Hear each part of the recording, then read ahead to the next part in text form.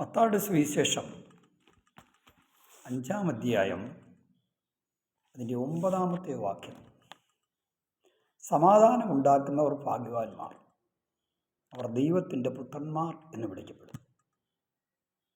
ഈ തിരുവചന ഭാഗത്ത് സമാധാനം ഉണ്ടാക്കുന്നവർ എന്ന് കാണുന്നു. അവരാണ് ഭാഗ്യവാന്മാർ. നമ്മുടെ ജീവിതത്തിൽ സമാധാനം നഷ്ടപ്പെടുന്നതിൻ്റെ പ്രധാന ഉത്തരവാദിത്വം നമ്മുടെ ഭാഗത്തുണ്ട്. ജീവിതത്തിൽ നമ്മൾ യഥാർത്ഥമായും ഇടപെടാൻ പാടില്ലാത്ത വിഷയങ്ങളിൽ ഇടപെടുകയും ഇടപെടാൻ പാടില്ലാത്തവരുമായി ബന്ധം പുലർത്തുകയും അഭിപ്രായം പറയാൻ പാടില്ലാത്ത സ്ഥാനങ്ങളിൽ അഭിപ്രായം പറയുകയും ചെയ്യുന്നത് മുഖാന്തരം ഉണ്ടാകുന്ന ഭവിഷ്യത്ത് എന്ന് പറയുന്നത് സമാധാനം നഷ്ടപ്പെടുന്ന വിധത്തിലുള്ള ചില തിരിച്ചടികളാണ് അതിൽ നിന്നും ഉണ്ടാകാൻ സാധ്യതയുള്ളത്. ഈ മറ്റൊരു കാര്യം എനിക്ക് പറയാൻ നിങ്ങളോടുള്ളത്, നമ്മുടെ ജീവിതത്തിൽ ആവശ്യമില്ലാത്ത കടബാധ്യതകൾ നമ്മുടെ മേൽ വരുത്തി വയ്ക്കുക.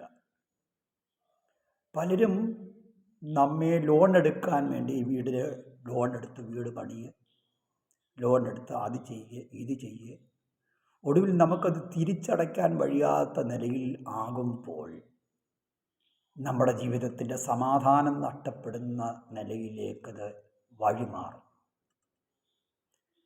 മറ്റൊരു കാര്യം ഓർപ്പിക്കാനുള്ളത്, നമ്മുടെ ജീവിതത്തിൽ കുടുംബജീവിതത്തിൽ ഉണ്ടാകുന്ന ചില വിഷയങ്ങളാണ്. കുടുംബജീവിതത്തിൽ പലയിടങ്ങളിലും കുടുംബജീവിതത്തിന് അസ്വസ്ഥതകൾക്ക് കാരണം, അസമാധാനങ്ങൾക്ക് കാരണം പരസ്പരം അറിഞ്ഞിടപെടുവാനും പരസ്പരം ഭാര്യ ഭർത്താക്കന്മാർ അറിഞ്ഞ് സഹകരിക്കുവാനും കഴിയാതിരിക്കുന്ന മുഖാന്തരമാണ്. പരസ്പരമുള്ളതായ ആവശ്യങ്ങൾ, പരസ്പരമുള്ളതായ ഓരോരുത്തരുടെയും മനസ്സിലെ അലട്ടുന്ന വിഷമങ്ങൾ പരസ്പരം അറിഞ്ഞ് അവയെ പങ്കിട്ട് ആ വിഷയങ്ങളെ സോൾവ് ചെയ്യാൻ കഴിയാതെ വരുമ്പോൾ അത് പൊട്ടിത്തെറികളായി മാറുന്നതായിട്ട് കാണാൻ കഴിയുന്നു. നമ്മുടെ ജീവിതത്തിൽ പ്രാരംഭത്തിൽ തന്നെ ആ കാര്യം സോൾവ് ചെയ്യാമായിരുന്നു. പരസ്പരമുള്ള സ്നേഹം പങ്കുവയ്ക്കുന്നതിനുള്ള അപാകതകളായിരിക്കാം, പരസ്പരം അറിഞ്ഞ് ഇടപെടുന്നത് കൊണ്ട് വീഴ്ചയായിരിക്കാം. അതുപോലെ തന്നെ ജീവിതത്തിൽ അസഹിഷ്ണുതാ മനോഭാവം പലയിടങ്ങളിൽ കാട്ടിയതാകാം അതിന് കാരണം. അപ്പോൾ എന്ത് സംഭവിക്കുന്നു? ജീവിതത്തിൻ്റെ സമാധാനവും സ്വസ്ഥതയും അവിടെ നഷ്ടപ്പെടുന്നതായിട്ട് കാണാൻ കഴിയുന്നു.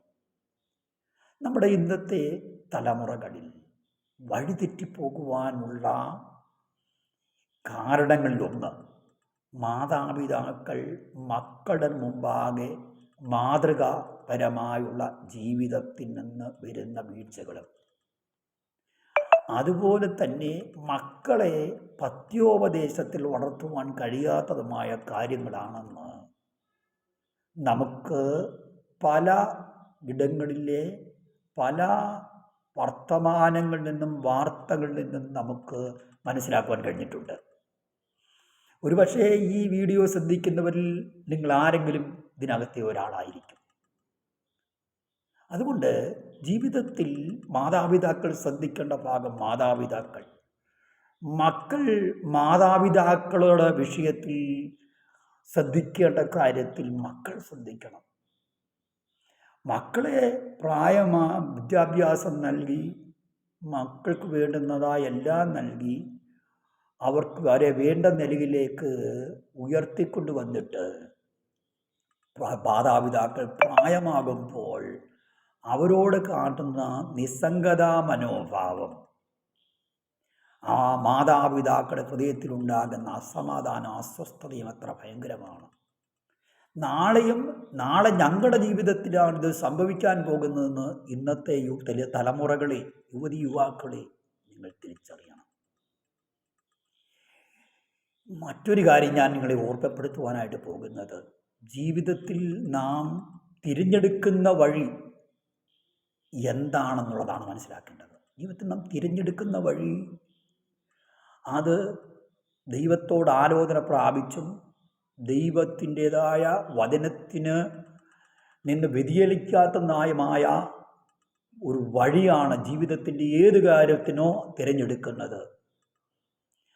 ദൈവഹിതപ്രകാരം നാം കാര്യങ്ങൾ മുൻപോട്ട് പോയാൽ ജീവിതത്തിൽ സ്വസ്ഥതയുണ്ടാകുള്ളൂ, സമാധാനമുണ്ടാകുള്ളൂ. നേരെ മറിച്ച് ഉള്ള ഒരു തിരഞ്ഞെടുപ്പാണെങ്കിൽ നിശ്ചയമായിട്ടും ജീവിതം അസന്തുലിതാവസ്ഥയിലായിത്തീരും, അസമാധാനത്തിലായിത്തീരും, സ്വസ്ഥതയുടെ അന്തരീക്ഷം കിട്ടപ്പെടും. ഈ നാടുകളിൽ സൂക്ഷ്മതയോടും വിവേകത്തോടും പരിജ്ഞാനത്തോടും കൂടി നമ്മുടെ സമാധാന സമൃദ്ധിക്കായി, സ്വസ്ഥത സമൃദ്ധിക്കായി അധ്വാനിക്കാം. പ്രാർത്ഥനാ ജീവിതവുമായി, ദൈവവചന ധ്യാനവുമായി, ദൈവവുമായി അഭേദ്യമായ ബന്ധവുമായി നമുക്ക് മുന്നോട്ട് പോയി നമ്മുടെ സ്വസ്ഥതയുടെ അന്തരീക്ഷത്തെ നമുക്ക് ക്രമീകരിക്കാം. കർത്താവ് നമ്മെ അനുഗ്രഹിക്കട്ടെ.